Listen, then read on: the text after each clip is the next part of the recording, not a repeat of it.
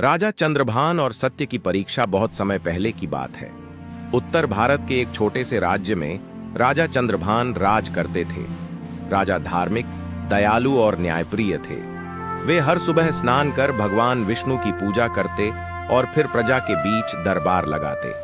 राज्य समृद्ध था। खेतों में फसल लहलहाती थी, नगर में रथ और बैलगाड़ियां चलती थीं। मंदिरों में दीप जलते थे और हर त्योहार बड़े धूमधाम से मनाया जाता था। लेकिन राजा के सामने एक समस्या थी। राज्य में चोरी और झूठ की घटनाएं बढ़ने लगी थीं। राजा ने सोचा, यदि मेरे ही राज्य के लोग धर्म और सत्य से भटकने लगें तो यह समृद्धि अधिक दिन नहीं टिकेगी। एक दिन उन्होंने नगर में ऐलान करवाया, जो भी सबसे सच्चा और ईमानदार निकलेगा उसे मैं राजगुरु का पद दूंगा।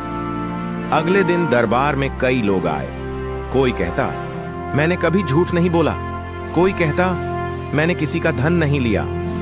राजा को उन सब की बातों पर भरोसा नहीं हुआ। तब उन्होंने एक अनोखी परीक्षा ली। उन्होंने सबको एक एक धान का बीज देकर कहा, इसे अपने घर ले जाओ और 6 महीने बाद उगाकर मेरे पास लेकर आना। 6 महीने बाद लोग दरबार में लौटे। हर किसी के पास हरे भरे पौधे और धान की बालियां थीं, लेकिन एक गरीब ब्राह्मण लड़का खाली गमला लेकर आया।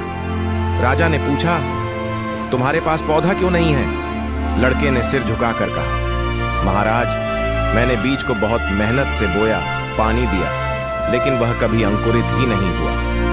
यह सुनकर राजा मुस्कुराए और सबको बताया, मैंने जो बीज दिए थे वे उबाले हुए थे।